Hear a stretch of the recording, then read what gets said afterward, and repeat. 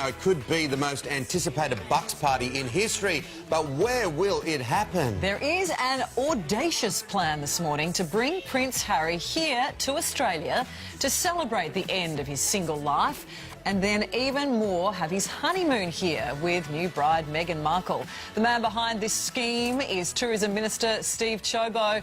Minister, good morning to you. Good morning, guys. Who knew that you were an event planner as well? This could be quite the coup.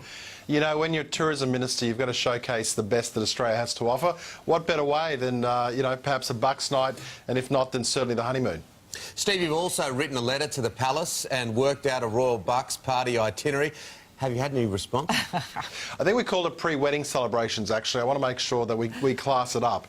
But no, look, we've fired off that letter overnight, and it's a letter to officially invite them to be able to come to Australia. Pre-wedding celebrations or for the honeymoon. I mean, we've got some amazing parts to this country, and what better way to showcase it to not only, of course, all the Brits that'll be watching, but all those around the world that'll be interested in what they're up to. It's creative, I like it. Take us through some of the plans, the itinerary, not just for the Bucks, but also for the honeymoon.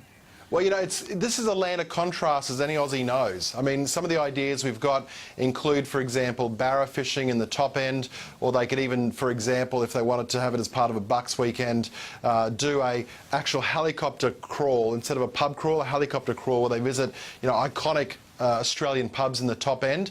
We've also suggested they could come to the Gold Coast and go buggying, dune buggying, but then for the honeymoon, something a little bit slower, something a little bit more perhaps contemplative, they could visit some of the magnificent sites in Australia. We've got Longitude 131 Resort near Uluru, where Prince Charles incidentally has been as well, so there'd be that tie. What's not to love? I reckon they would be signed up for sure. They're coming for the Invictus Games, we know that. Oh, they'll be here in October. Thanks, Minister. What a great initiative. Love it. Yeah, love it. Very clever. Good as gold.